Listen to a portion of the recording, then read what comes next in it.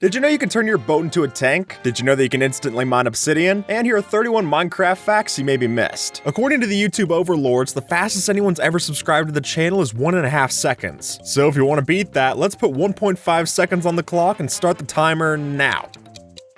And hey, even if you subscribed after the buzzer, it means a ton, and enjoy the video. Here's how to turn your boat into a turret, because as you'll soon notice, guardians can still shoot lasers out of the backseat of a boat. So if you manage to get one of these shotgun in your vehicle, it'll be a literal shotgun that you can point towards your friends. And the best part, it'll only target the other players who aren't in the boat, and it'll completely ignore you in the front seat, which is a blessing, but maybe make sure to drink an invisibility potion so that it doesn't attack you when you dismount the boat. The Lily of the Valley has the exact same texture no matter which angle you view it from, which makes for a really weird optical illusion when you start to walk around the lily. And as this video points out, it even still works like that if you stand above it and move around in a circle, which is more than a little weird, and honestly it starts to hurt my head. If you were to put string over lava, then no players can hear it, but they can still fall in. And the reason being is that lava only makes noise when there's air blocks above it, so the string stops that. And since oddly enough the string doesn't burn, it'll stay there long enough for you to convince one of your friends to fall in. And if you are that friend, take this as a lesson to make sure to look out for lava, even if you can't hear it nearby. Much like glass blocks, you can use glass panes to change the color of a beacon beam, and then if you stack them, you can change that color multiple times, which allows us to get this kind of pixel art that you're seeing here. All we have to do is just build a shape out of stained glass panes inside the beacon beams, and we'll have a fully visible and fully functional beacon still to see. And then if you want to have a break in the beacon path without blocking it off, wall blocks do the trick, since the beacon isn't visible while it's on the inside, but it still goes through the top since it's transparent. A nice discovery for sure. Here's how to trap the admin. With this user's setup of command blocks, we're able to establish a nether portal, change their game mode to adventure mode, and then permanently trap them inside because they can't access their commands or their inventory. And again, because they're in adventure mode, they won't be able to break any blocks either. So they'll just be stuck there to the end of time, or until some other operator wants to help them get out, whichever one happens first. If you crouch while on slime blocks while wearing Swift Sneak 3 boots, you'll be able to move faster on it than regular walking. No joke, this lets us go to a speed of 2.3 blocks per second instead of the regular 1.3 that we'd get from standard walking. I mean, it's still not fast, but it's a lot better than what we had before. Obsidian takes a long time to mine, but what level of efficiency would you need to instant mine obsidian? Well, under regular conditions, it takes 1.55 seconds to mine obsidian using an efficiency 5 haste 2 netherite pickaxe, which compares to roughly 8 seconds that it would take with a regular netherite pickaxe. And as this user found out, if we go through all the data, we can see that with this give command, we can get ourselves a special level 50 efficiency pickaxe, and that'll let us breeze through obsidian even faster than creative mode. You probably know that carpets can be placed over string, but what about these blocks? Because the truth is that carpet only needs to be placed over any non-air block, which oddly enough means that it's completely fine to bridge with carpet over water, grass, fire, snow, and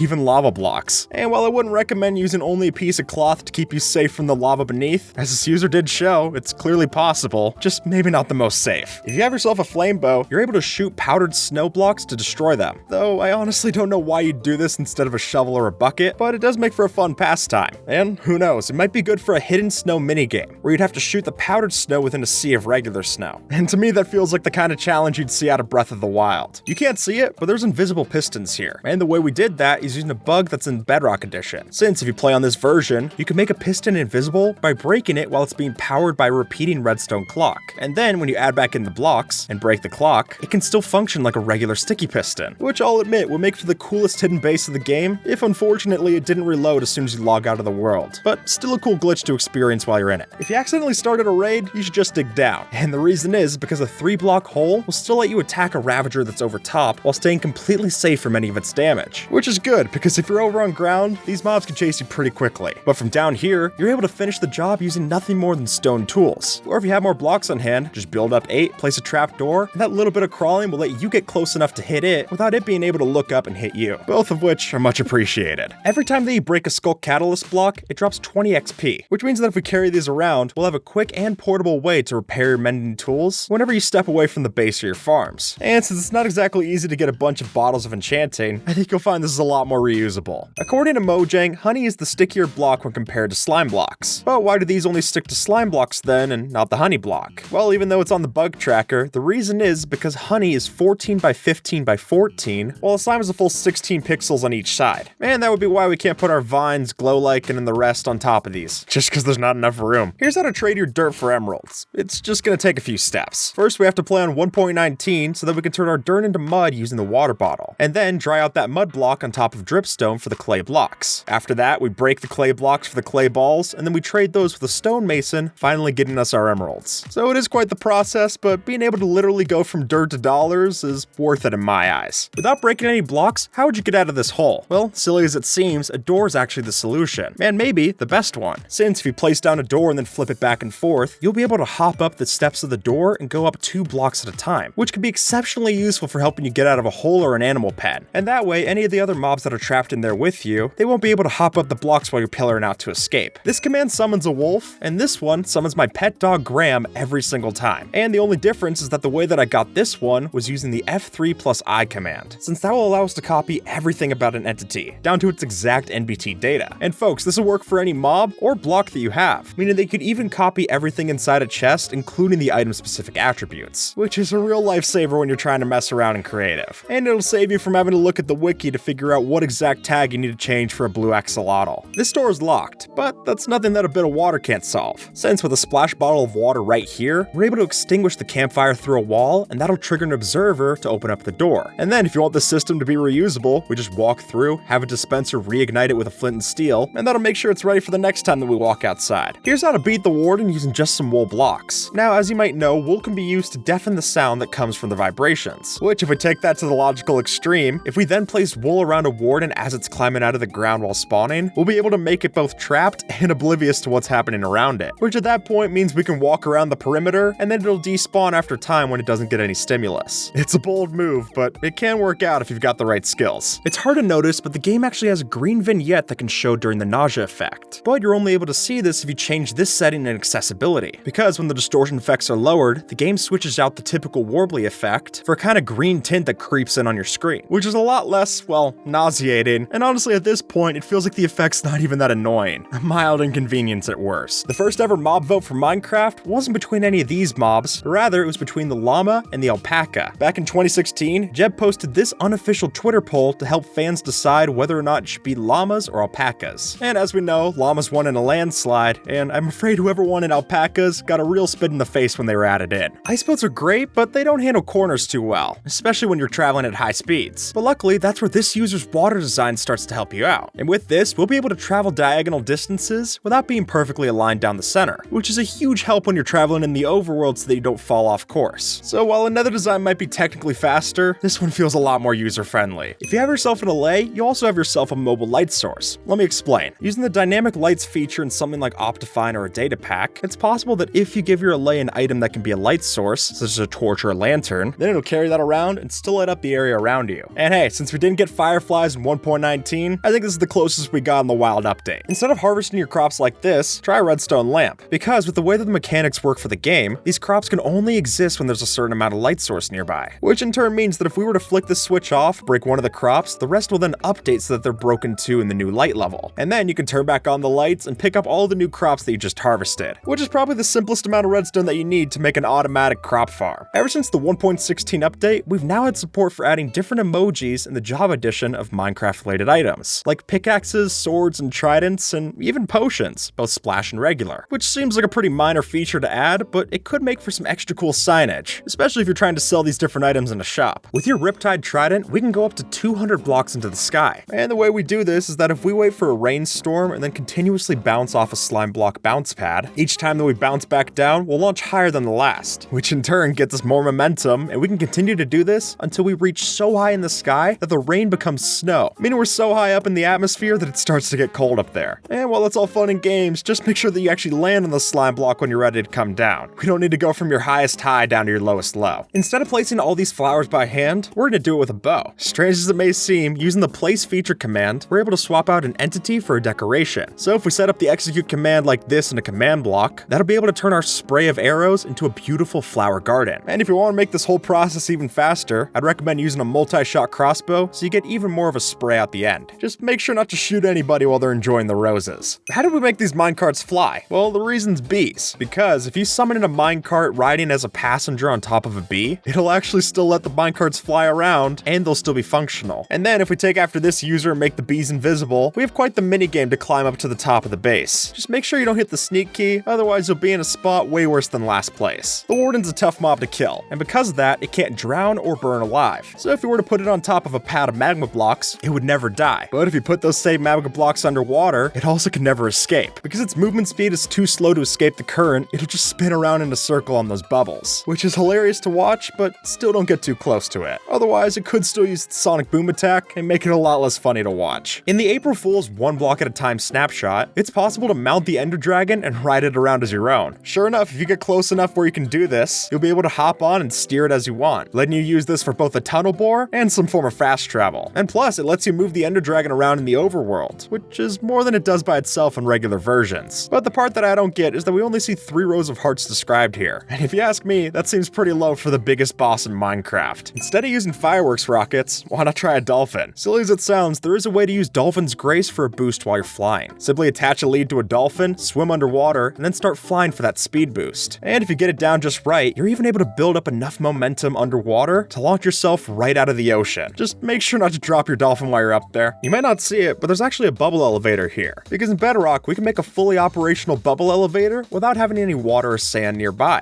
To do this, we make our regular bubble elevator using soul sand water sources, then block out the water sources using powdered snow, and finally use an end portal to break the soul sand, which sure enough leaves this kind of airstream that still works. Why? No clue, but I'm not gonna argue with results. And with that, folks, YouTube thinks that you might like this video, so see if they're right and have a good one, alright?